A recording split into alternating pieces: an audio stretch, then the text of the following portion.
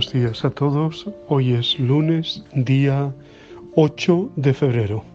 Estamos en la semana quinta del tiempo ordinario. Toda esta semana nos puede servir mucho, pues para prepararnos al tiempo fuerte llamado Cuaresma, que vamos a iniciar el próximo miércoles, día 17. Todavía nos queda, ya digo, toda esta semana, pero tenemos este tiempo precioso de la semana entera y 3 días más de la otra, ¿no?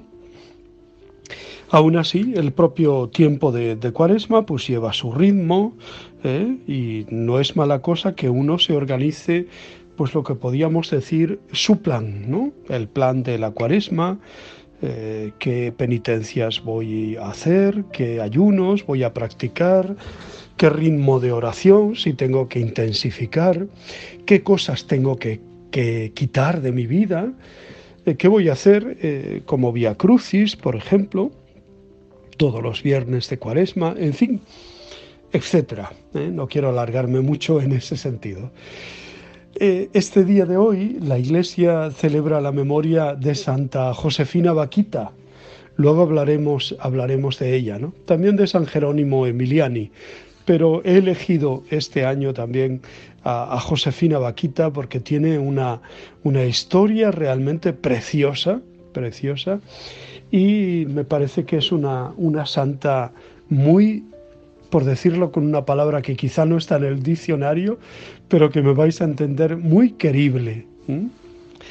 Bueno, pues el Evangelio de hoy es Marcos 6, 53 al 56. Es como un resumen de una de las actividades que más tiempo ocupaba a Jesús, que es la atención a los enfermos. Son continuas las noticias que el Evangelio nos da sobre cómo Jesús atendía a todos y nunca dejaba sin duda, sin su ayuda, a los que veía sufrir de enfermedades corporales, psíquicas o espirituales. Curaba y perdonaba, liberando a la persona de todos sus males. En verdad, pasó haciendo el bien. Como se nos dice hoy, los que lo tocaban se ponían sanos. No es extraño que le busquen y le sigan por todas partes, aunque pretenda despistarles atravesando el lago con rumbo desconocido. No creo que el Señor pretendiera el despiste, pero bueno, sí por lo menos tener un rato más relajado, ¿no? La comunidad eclesial recibió el encargo de Jesús de que, a la vez que anunciaba la buena noticia de la salvación, curara a los enfermos. Así lo hicieron los discípulos ya desde sus primeras salidas apostólicas en tiempos de Jesús. Predicaban y curaban. La Iglesia hace 2000 años que evangeliza este mundo y le predica la reconciliación con Dios, y como hacía Jesús, todo ello lo manifiesta de un modo concreto también, cuidando de los enfermos, de los marginados, de los ancianos, de los pobres. Esta servicialidad concreta halló siempre creíble su evangelización, que es su misión fundamental.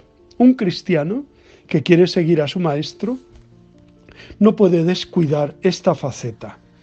¿Cómo atendemos a los ancianos, a los débiles, a los enfermos, a los que están marginados en la sociedad?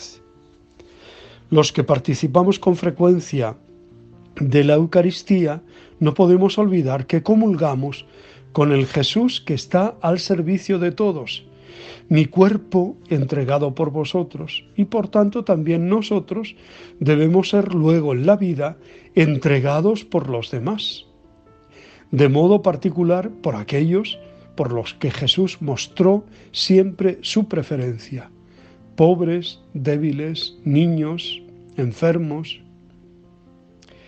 Sería bueno que leyéramos el capítulo 25 de San Mateo, las obras de misericordia, y los números 1503 al 1505 del Catecismo de la Iglesia Católica, que tratan de Cristo médico, y los números 1506 al 510 sobre sanad a los enfermos. El encargo que Jesús dio a los suyos para con los enfermos, la asistencia humana, la oración y de modo particular el sacramento propio de los cristianos enfermos, la unción de los enfermos. Tocar es el verbo que más aparece en este breve fragmento del Evangelio. Desde el tocar tierra de la barca en la que iban Jesús y sus discípulos hasta el más significativo que habla de este contacto físico entre Jesús y los enfermos. Para tocar y ser tocado hay que acercarse, hay que hacerse cercano. Todo lo contrario del alejamiento que acaba degenerando en indiferencia y frialdad ante quien sufre los embates de la enfermedad y del dolor. En sus ejercicios espirituales, San Ignacio nos recomienda practicar la aplicación de los sentidos, o sea, traer los sentidos. Y al referirse al sentido del tacto, habla de abrazar y besar, reafirmando así este plus de afectividad que caracteriza este contacto y cercanía de Jesús con los que sufren. Pues que se nos note que seguimos al Señor, que toca, que se acerca. Como dice tantas veces, por ejemplo con el leproso, el Señor se acercó y lo tocó. Bueno, hablamos un poquito de Josefina Vaquita, que nació en Sudán, en África, y vivió en carne propia la esclavitud durante gran parte de su vida. El nombre Vaquita, que quiere decir afortunada, lo obtuvo por medio de sus captores a los 9 años, y el de Josefina 12 años después, al recibir su bautismo. Si volviese a encontrar aquellos negreros que me raptaron y torturaron, me arrodillaría para besar sus manos, porque si no hubiese sucedido esto, ahora no sería cristiana y religiosa. Son las recordadas palabras de la santa que se convirtió en un icono de la historia de África. Se dice que Vaquita proviene del pueblo de Oljosa, en Darfur, y pudo haber nacido en 1869, algo que ni ella sabía a ciencia cierta. Vivió con sus padres y hermanos hasta el día en que unos negreros la capturaron en el bosque. La llevaron a una ciudad llamada El Obeid, donde fue vendida al primero de un total de 5 amos. Con quien más sufrió de humillaciones y torturas fue con su cuarto amo, cuando tenía aproximadamente 13 años. Fue tatuada, le realizaron 114 incisiones y para evitar infecciones le colocaban sal durante un mes. Sentía que iba a morir en cualquier momento, en especial cuando me colocaban la sal, cuenta en su biografía. En 1884 Josefina llegó a Italia, acompañando a su quinto amo y a un amigo de este, Augusto Micheli. Este amigo se convirtió en su nuevo dueño posteriormente y la llevó a vivir con su propia familia. Vaquita trabajó de niñera en su nuevo hogar y se hizo muy amiga de la hija de estos nuevos amos, Minina. Más adelante ambas ingresaron al noviciado del Instituto de las Hermanas de la Caridad en Venecia, por consejo de las religiosas. Fue en este proceso en el que Vaquita conoció a Dios y supo que Él había permanecido en su corazón y le había dado fuerzas para poder soportar la esclavitud. Pero recién en ese momento sabía quién era. El 9 de enero de 1890 recibió el bautismo, la primera comunión y la confirmación. Desde ese momento tomó el nombre cristiano de Josefina Margarita Afortunada. Pasó el tiempo y la religiosa africana decidió permanecer en Italia, debido a que la esclavitud era ilegal, y después se convirtió en una de las hermanas de la orden el 7 de diciembre de 1893, a la edad de 38 años de edad.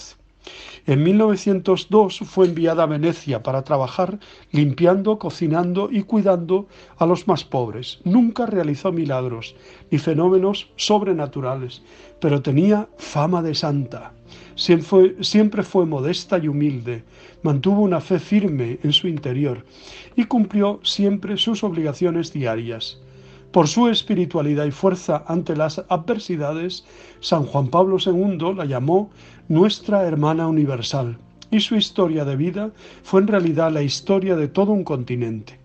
Bakhita falleció el 8 de febrero de 1947 en Schio, y miles de personas fueron a darle el último adiós en su funeral. En 1978 fue declarada venerable y San Juan Pablo II la beatificó en 1992, declarando su día de culto el 8 de febrero. Finalmente, el mismo pontífice la canonizó en el año 2000 durante el jubileo, lo que significó un motivo de honra para el pueblo africano, por todos los cristianos y mujeres que sufrieron por la esclavitud. En el 2007, el Papa Benedicto XVI utilizó el ejemplo de la vida de Santa Josefina Bakhita en su encíclica Spe Salvi, para hablar de la esperanza. En el texto, el Papa Emérito escribe que Bakhita solo había conocido dueños que la despreciaban y maltrataban, o en el mejor de los casos, la consideraban una esclava útil. Ahora, por el contrario, oía decir que había un parón por encima de todos los dueños. El Señor, un patrón, quiero decir, por encima de todos los dueños. El Señor de todos los señores. Y que este Señor es bueno, la bondad en persona.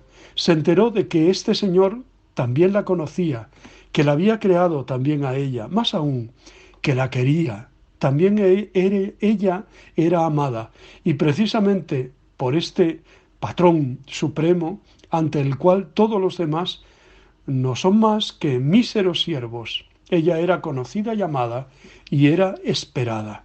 Incluso más, este dueño había afrontado personalmente el destino de ser maltratado, y ahora la esperaba a la derecha de Dios Padre.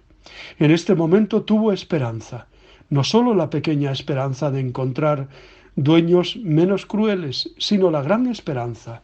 Yo soy definitivamente amada, suceda lo que suceda. Este gran amor me espera. Por eso mi vida es hermoso.